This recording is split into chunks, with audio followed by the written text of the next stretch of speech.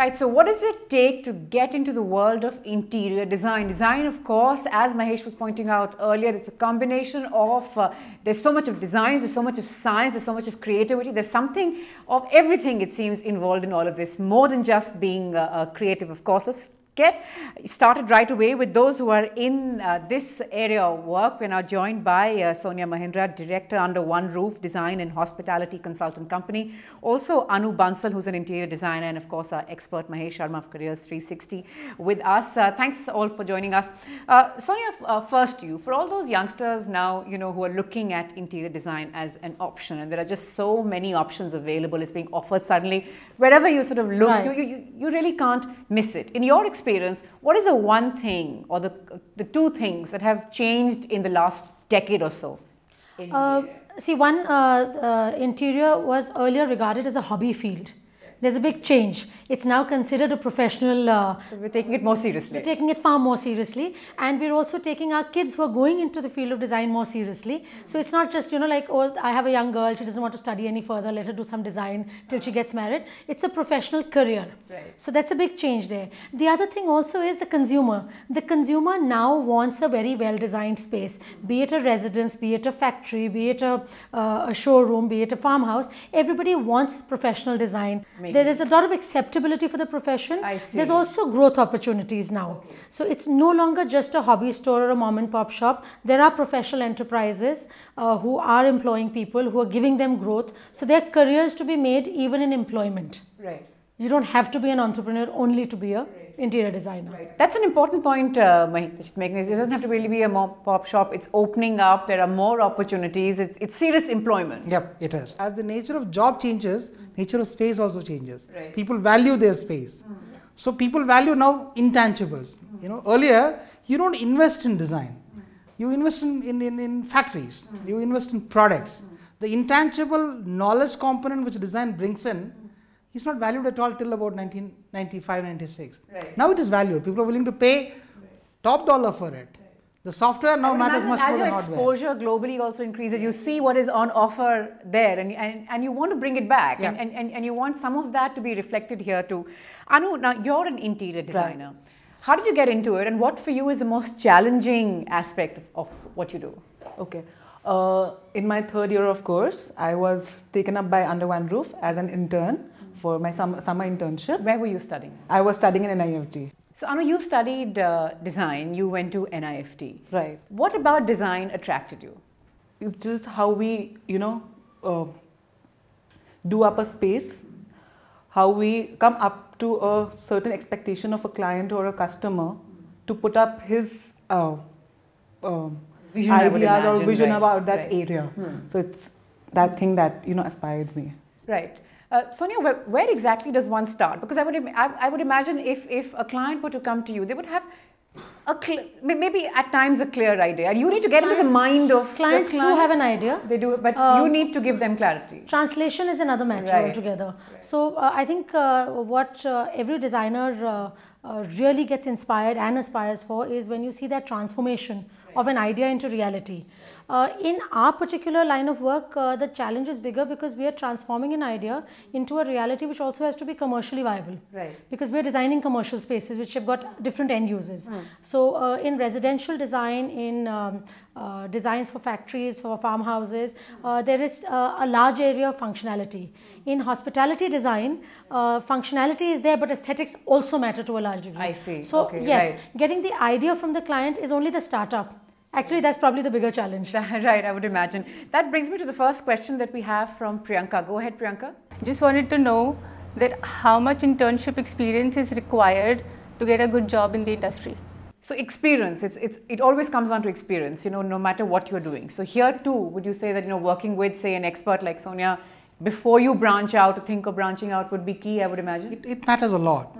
Because interior design is all about, for that matter, any design, right, is all about putting your hands together with your head. So as much as the concept and ideas come from your mind, it finally has to be translated into a tangible product. Correct. Or a design or an output. To that extent, working with someone is the best way to achieve that. Right. So while concepts and theory and knowledge helps in the school, it is the real life experience which you gained from a trainer counts much more when it comes to the job. Right. Sonia, quickly, would you agree to all those that are looking? Absolutely, absolutely. We value internships and we value people who come to us with prior internship experience because, like he said, they've actually got their hands dirty. Right. They've gotten involved with design. So it's to not all those theoretical. who are watching and want to get into design, they've just finished their, just finished studying, you would say go look for that internship, perhaps do internships with different people. Yes, for intern with 2-3 different organizations. Right. Understand the realms of design because it's not just one organization. And then figure out, what's your niche or what's your groove and get into that. And that, of course, now designing your own spaces and all of that. That's, of course, the kind of growth that we've been, the kind of growth that we've been talking about. Well, we've got another question coming in from Amreen. Go ahead, Amreen. I have done my graduation in information technology and now I'm doing interior designing. So I just want to know that how can I combine both of them?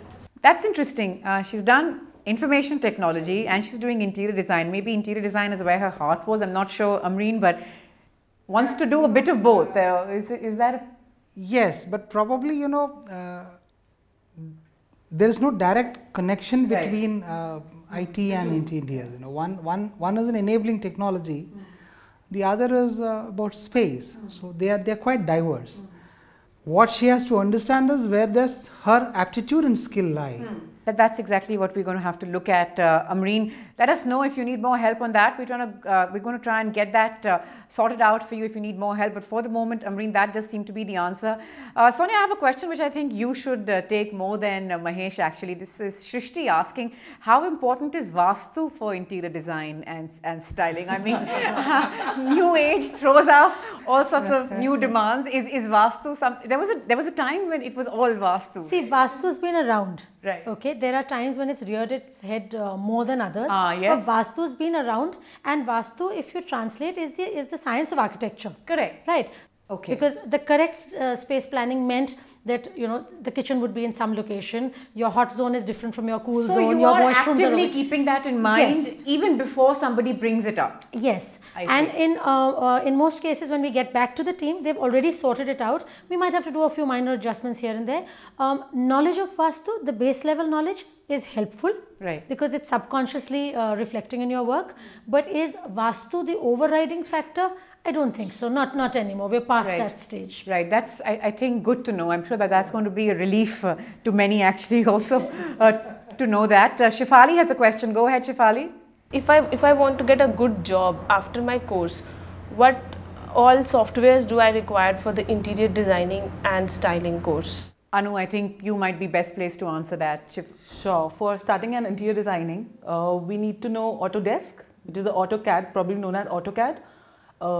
That is a basic software we have to, do with. I see. So additionally, if somebody has Photoshop skills, then it also helps because if you get into renditions, you get into things. But they seem to be easily acquired. I mean, like Photoshop skills, is it one of those simple softwares for all those who are perhaps wondering if they need to do a course in all of this? So it is a very common right, exactly, software. and everybody should know. Everybody should know, right? Yeah. One thing which I want to add there is that they must not be overwhelmed by softwares. Right. They are essentially tools. Exactly. What will stand them in good stead is their ability to draw, ability to visualize and communicate that by hand. Right. If they are capable of that, then the rest will just fall into place. Sonia, would you like to add to that? Yeah. I'm for example, somebody who has got very basic Photoshop skills. So I know the software. Right. Am I good at it? No, but I have experts on the team who are very good and quick with it. So like he said, they're enabling tools. Right. They're not the be-all. CAD, on the other hand, is something which I'll say is a base level skill. So if you know your stuff and you can work with CAD, it's as basic as what Word applications are to a guy working in an office setup. So that's just how. Wrap this up for us, Sonia. Give me the top 3 things that you need to become a successful interior designer.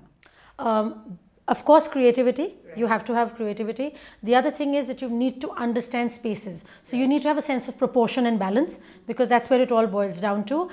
Sketching skills, drawing skills are added advantages. It's easier to communicate your design and loads of patience. And loads of patience, right? That's good to know. We can throw that in for everything. Anu, as we just wrap this, there was something that you wanted to show us on spaces and how they have been transformed. Go ahead. The process of our designing. First, we visit the site and we see the space, how can we, translate that space into a much created art, or what can we do with that space. Correct. So first we go with the sketch, how can we do the circulation and everything in that space, and then beyond that we then do the 3D renders of that space. I see. How we'll translate that shell into a 3D image. That's where all those softwares I guess come into play. And the right. colors and how we'll place the furniture and everything, lighting and everything comes in. Right. And then we have a clear shot of the image, the real image of that place, that how does it look like. So, and that's how we sort of say that it comes from once you get the go-ahead from all the stakeholders, and right, then it is from an empty space, how do we change it into a beautiful place and environment and a beautiful ambience. Right, from conceptualization to finally seeing the end product there in front of you. It must be quite a journey. Thanks all so much for being a part of this. Thanks for taking our time for all of this. Thank you.